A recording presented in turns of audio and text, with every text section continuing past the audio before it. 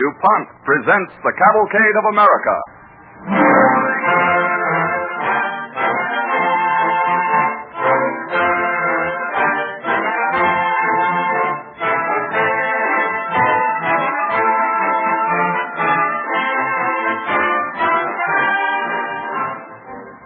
The stories you will hear this evening in the Cavalcade of America, presented by DuPont, transport you from the year 1738 to the present day, and this wide gap of the years serves to illustrate how long the trait of self-reliance has been identified with American men and women. If you wish to meet a self-reliant American, you need not seek far. Go to any farm, any community or city. Go into America's homes or factories or offices, or go into the chemical laboratories like those of DuPont, where American chemists are constantly exercising the quality of self-reliance to create better things for better living through chemistry.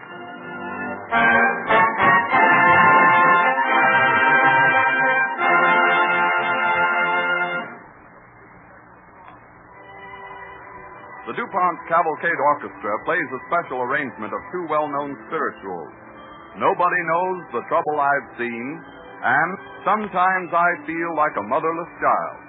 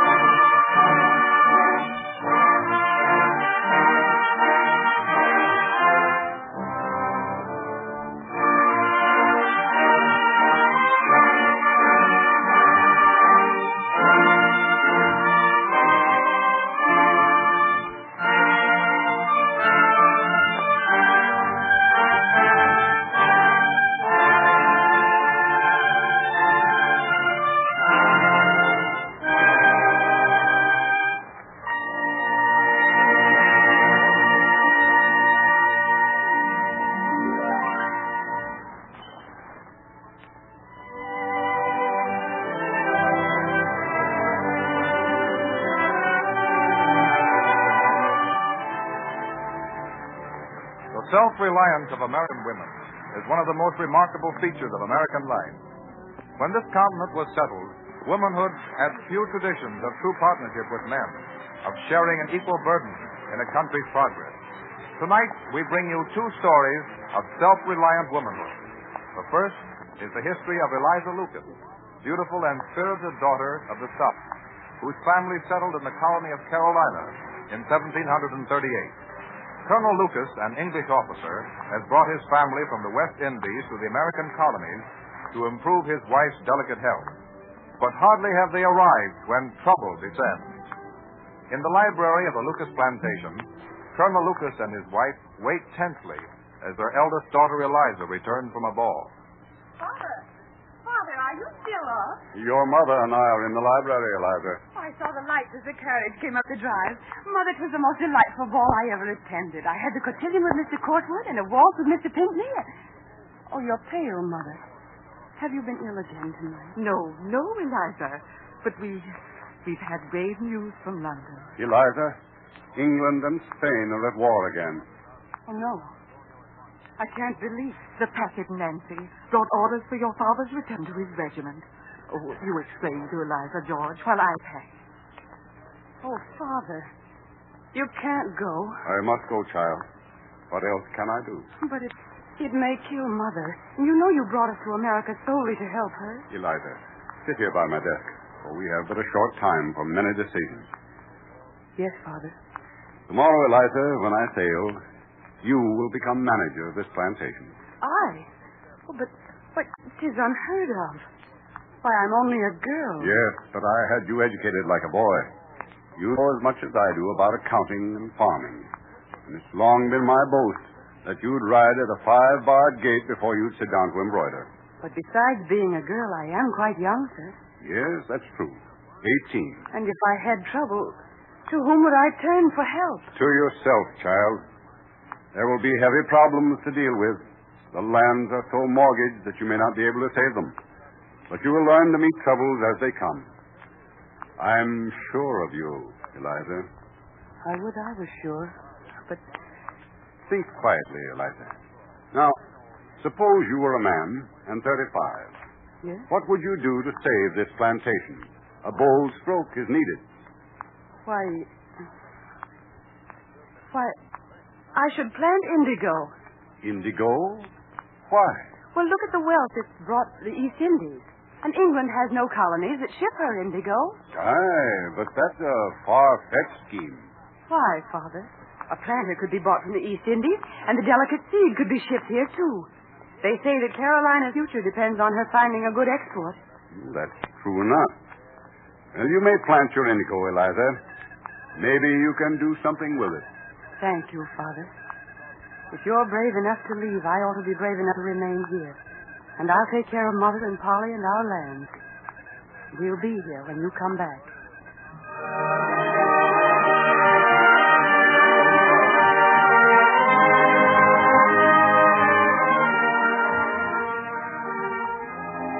Eliza Lucas, at 18, took up her duties as plantation manager. She spent her days directing the work on her father's land, and her evenings teaching her young sister Polly and cheering her forlorn mother. From the East Indies, she obtained indigo seeds and began her great experiment. 2 years later, Liza rides over to an indigo field on the Lucas plantation where Smith, the head planter, is busily engaged. Smith! Smith! Here I am, Mr. Liza. Whoa there. Smith, I heard some insane rumor that you were going to burn the indigo. Now, ma'am, Wait, I'll dismount. Now, sir, a straight answer. Were you or were you not going to burn it? Mr. Liza, I've tried to tell you that the indigo is ruined. Well, good heavens, Smith, I can see that for myself, but there's still the seed. Well, you're surely not thinking of planting it a third year, Mr. Liza. Smith, I sent for you clear to the East Indies to help me. And yet in our 2 years together, you've done nothing but balk and thwart me. I've not meant mischief, ma'am. I thought you were wasteful and You understand the culture of indigo. Smith, won't you try to believe that my attempt to adapt it to this climate has some value? Can't you appreciate that I wouldn't give my strength and my labors, my every waking thought to my project if it were just the idle whim of an idle girl? Please, Smith. Aye, ma'am. I see what you mean. I used to feel that way about plants myself when I was younger. Hey, Sam! Why, what's he doing? He fired the brush. Wait, miss. Don't put the fire. Sam, put that out. Put that out. I'll help you. Here, wait. Don't let it reach my plants. Stamp on it, Sam, right there. Get it out here. I'm getting it out here. My shawl. Wait a minute, I can beat it out with that, too. It nearly reached the indigo field. Sam. But I think that's safe now, Sam. Mrs. Eliza, never take such a risk again. Then don't disobey my orders again. Oh, no, miss. You're a brave girl. You near put a man to shame.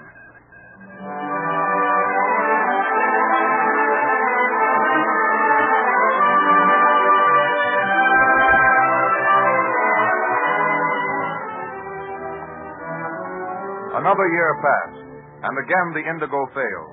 But Eliza had determined now to win success with it, and she carefully gathered the seeds. One day in the fields, she talks to her planter, Smith. We'll plow up this field tomorrow, Smith. Get it ready for next season's planting. Aye, miss. Is not that Mr. Charles Pinckney of Belmont riding up our lane? Why, yes, so it is. I'll see what he wants, and you tend to things here. Aye, miss. Mr. Pinckney. Good day to you, Miss Lewis. Good day, sir. I knew I should find you in the field. Easy, boy, now. Easy. Yeah, I brought the books on law you wrote me for. Oh, thank you. Why a young lady should want to read law? Well, I have many poor neighbors who can't afford lawyers, sir. When they're on their deathbeds, they wish to make their wills. It may be that I can be a help to them. I'm glad you see your neighbor. In Charlestown, you've become a legend. The pretty princess who shut herself on her own estate. She had raised an indigo crop. Oh, you laugh at me, sir. I would gladly go to dances if it were not that a day in the field tires me so. And how does your crop this year? Well, it's not yet fit for marketing, so I shall turn it to seed again. That's next year. Miss Lucas, it's not my right, but I must tell you something, lest you hear it coldly from a stranger. It's bad news. Well, what is it, sir? Last week I attended a meeting of your father's creditors. They cannot be held off much longer. Oh, I see. Will they take the land this year? It's not decided. They might let you live here for some months yet, harvesting final crops. Oh, my dear child, don't look so. There's not a man in the colony who has not admired your gallant fight. Father will be so disappointed. Oh, not when he hears of your courage. You couldn't prevent it, Eliza. Let's not talk of it. Mr. Pinckney, have you ever been interested in planting indigo at Belmont? I've watched your experiments with interest, but the seed costs too much to import. I'll give you the seed if you'll plant it. But I don't want you to give it to me. Indigo seed is expensive. 5 guineas a bushel in London. No matter. Father would want me to do this, I know. You'll call a meeting of the neighboring planters and offer them my indigo seed, for its culture must be continued. And I'll talk to them myself and tell them all I've learned and why I think this plant will be of value to Carolina. You're a generous person, Eliza. And Mr. Pinckney, don't tell Mother and Polly that you fear we're bankrupt. I'll not burden them with that knowledge until I must.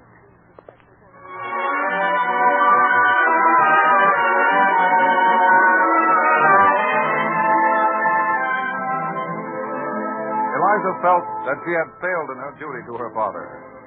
But word came that he would soon return to America, and she carefully put all to rights on the plantation, that he might see she had done her best. A few weeks later, as she returns from the field, her mother meets her in the garden. Eliza! Oh, yes, Mother. Oh, nothing's the matter, is it? You look flushed. Oh, it's excitement, dear. Word from your father.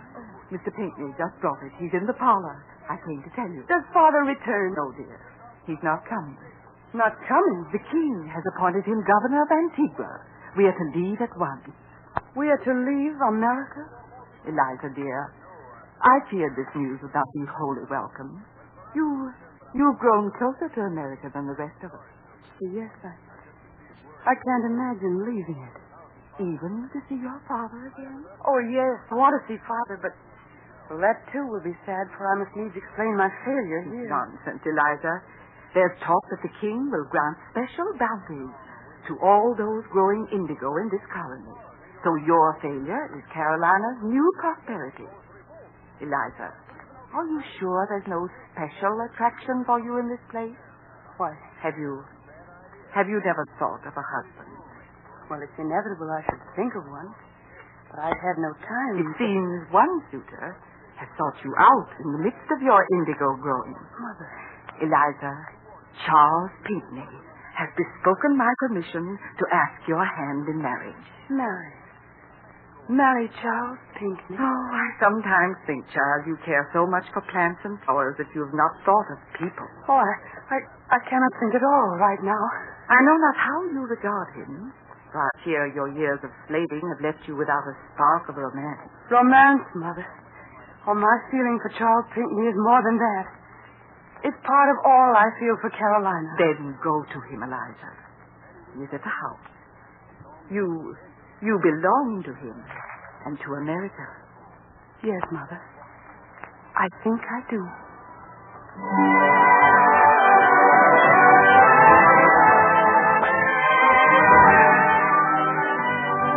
Eliza Lucas married Charles Pinckney and became indeed a blessing to her country. She grew hemp and flax and studied ways to make progress in cotton and wool weaving. As the mother of Charles and Thomas Pinckney, she influenced them in the course that made them leaders in the American Revolution. When she died, after a long and youthful life, George Washington requested the honor of being a pallbearer, thus paying his tribute to an outstanding woman of colonial times.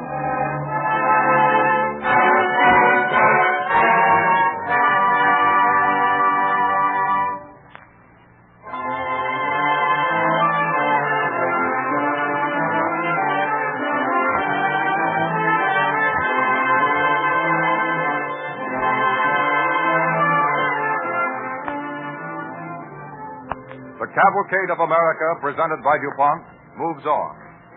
We bring you a modern story of a young woman similar to thousands of her sisters in unfaltering, independent spirit. The names in this story are fictitious, but the facts are true. In a country schoolroom in Colorado, on a snowy morning, we find the teacher, Helen Maitland, and one of her pupils, young Bill Benson. Maitland, I'm back. Where do I kick the straw from the pool? Close the door, Bill. All right. Did you call your father? Yes, he's outside with the bus right now. Good thing, too. Snow's getting deep. That's what I was afraid of.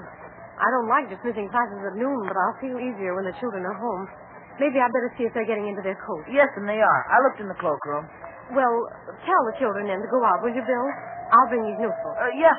Miss Maitland, I can't get my rubber on. Well, let's see, Nanny. These aren't the right rubbers, that's the reason. They look like Betty's. Miss Maitland, can I sit beside you in the bus today? Betty, is this your rubber? Well, I don't know. Yes, it is. Well, here, put it on, child, and give Nanny hers. Wrap your scarf around tightly. Are you ready now? I'll carry your book, Miss Maitland. Oh, they're too heavy, Nanny. You open the door. Yes, ma'am. Oh, heavens! The snow is blinding. Some day, Miss Maitland. Isn't it awful, Mr. Benson? All right, children. Get in the bus. Can you get up the step, Nanny? Yes, ma'am. Help him, Bill, will you? Yes, I will. No, Betty, you and Nanny go back in the bus. I'll sit here with Mr. Benson. Yeah, that's a good idea. Help me watch the road. You all set back there now? Everybody in?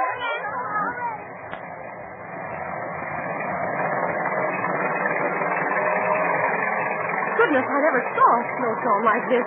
You can't see a hinge. Yeah. Good thing you sent for me, Miss Maitland. I guess I never would have thought myself of coming around by noon. Yeah, we got a hard drive ahead.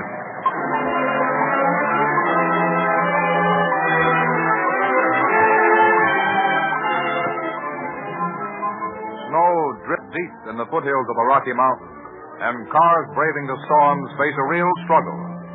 40 minutes later, as the school bus plows into a bad drift,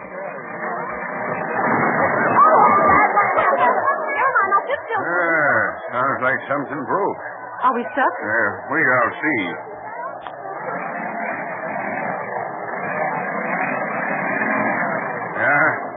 Can't move her an inch. You mind if I get out that door on your side, Miss Maitland? Take a look at the right front wheel. I'll get out, too. Gee whiz, kids, maybe we're stuck. Can you see what's happened, Mr. Benson? Yeah, sure can. We jammed right up against a low boulder and broke the front wheel. Oh, heavens, what can we do? Well, now, let's see. Yeah, Cleve's place is 2 miles down the road, and Stevenson. No, Cleve's is nearest.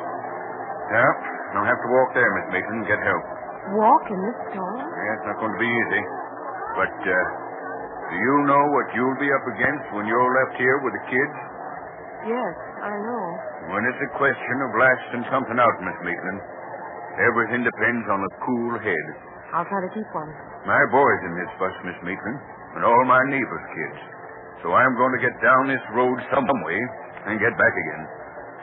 Listen, it's getting colder, so don't let 'em sit still. Turn the motor on now and then to keep 'em warm. I put a lot of faith in you, Miss Maitland. I'll get back as soon as I can. Good luck. Children! Yes, What's happened, Miss Maitland? Where's Dad going? He's going to get another car to take us home. Can't we go home right now, Miss Maitland? I'm cold. Well, we won't be cold if we move about. Come on, now hop out, everybody, because we're going to have a game. Come on. How are we going to play, Miss Maitland? Ooh, lots of snow. Bill and Dick, Yes, ma'am? you two are monitors. You watch to see that no one runs out of sight in the snow, not even for a moment. Yes. You keep circling around us. Now, everyone else is going to play tag.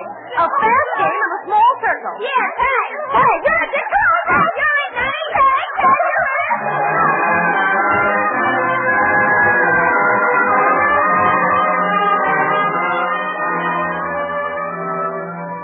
Snow falls thickly and softly. So beautiful that dangers are hard to realize. But Helen Maitland, used to thinking ahead, knows what the storm may mean for her young charges.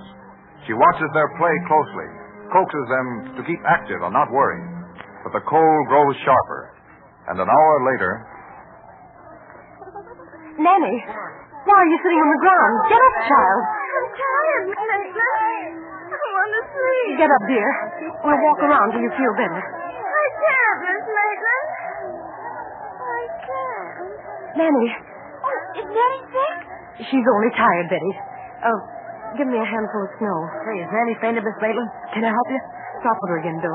We'll put her inside the bus. All right. She's lots of snow. Thank you. I could have put it on her face. It'll rouse her, Betty. You go and play with the others, dear. I want to go to sleep, too. I'm awfully tired. Oh, Betty, dear. Please, mind me. Go join the game. All right, but I'm tired. Oh, don't put snow down my neck. Nanny, I'm going to pick you up and take you to the bus. Don't cry, please. I'll help you lift her, Miss Maitland. No, I have her. Bill, give us a bottle of milk left in Dick Cleve's lunch basket. He never drinks it. All right. Hold open the door for me first. Yes. Easy, Nanny. I'll let you lie right here on this seat. Now I'm waked up and I'm cold again. It's better for you to be cold. I'm going to have to slap your cheeks and hands. Here's the milk, Miss Maitland.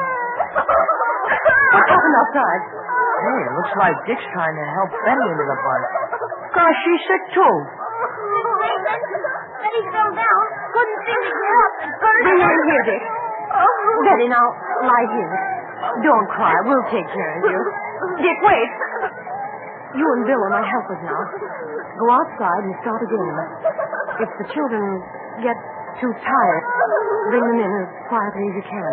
And don't frighten them. All right. We'll do the best we can.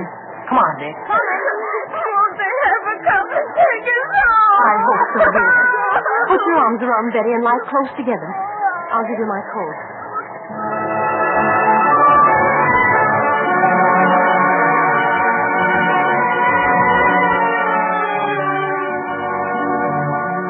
Darkness falls suddenly and early in western winters.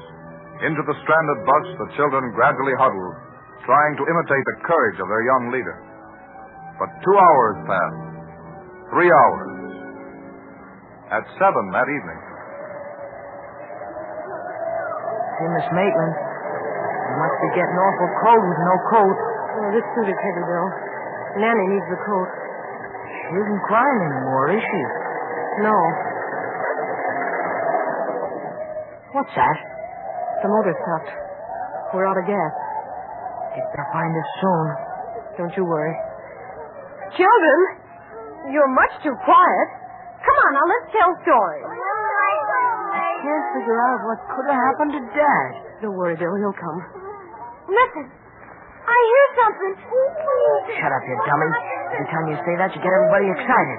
But I do hear voices. I bet you I do. Maybe he does, Bill. Flash the headlights. All right.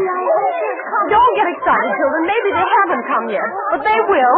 We've just got to be brave until we get home. Listen. Miss Maitland! It's my Pop. Here, Pop. Oh, Pop, we're so cold. Help us, quick. Miss Maitland, are the children all right? Nanny's bad. Take her quickly. Oh, she'll go on the first sled. How's my father? Well, he got through, Bill. One frostbitten hand, but they think it's all right. Now, kids, come on, pile out, and the men will take you to the bobsled. Hurry on, men. Make Miss Maitland put her coat on, Mr. Ross. Miss Maitland, what's the matter? I'm all right. I can't seem to move. Well, you're not going to faint now. It's relief, that's all. I don't want to go to pieces now. Wouldn't that be silly? When the motor stopped, I thought my heart had stopped, too. I don't think that heart of yours stopped at any point, Miss Maitland. And there's a lot of mothers in this neighborhood who'll never quit thanking you for it.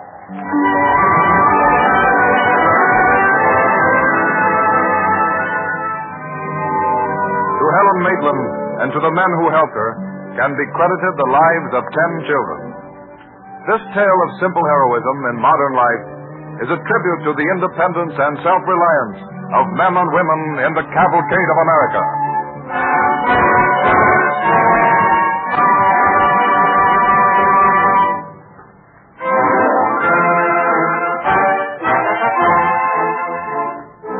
Many of our listeners may be familiar with the indigo plant, because until about 1890 it was the only source of an important and valuable dye, indigo. Then a chemist discovered how to make this well-known blue dye stuff in the laboratory.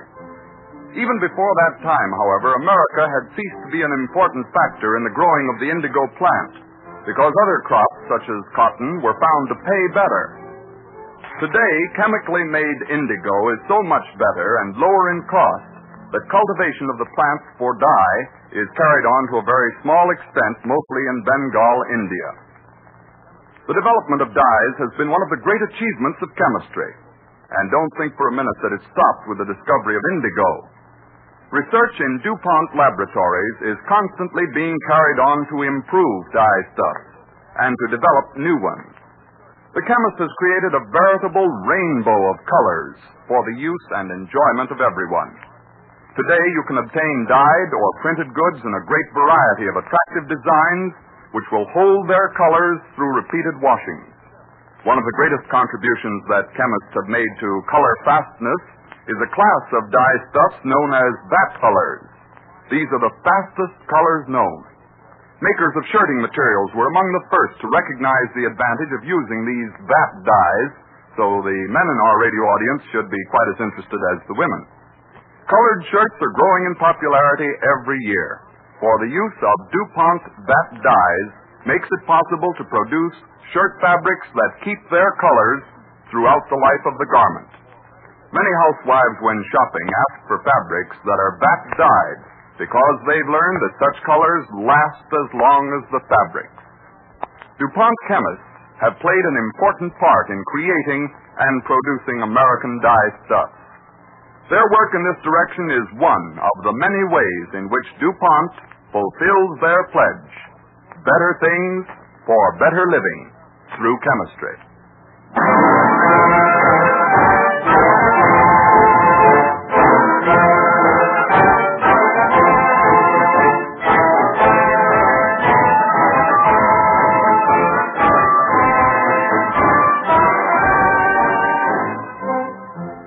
Artistic impulse, interesting dramatic episodes about famous American painters will be heard next week at this same time when DuPont again presents the Cavalcade of America.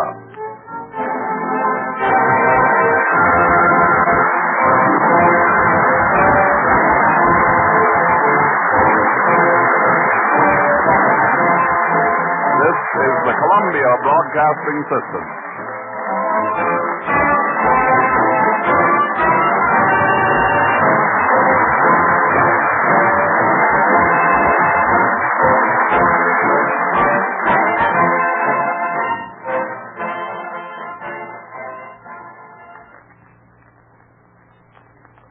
WABC, New York.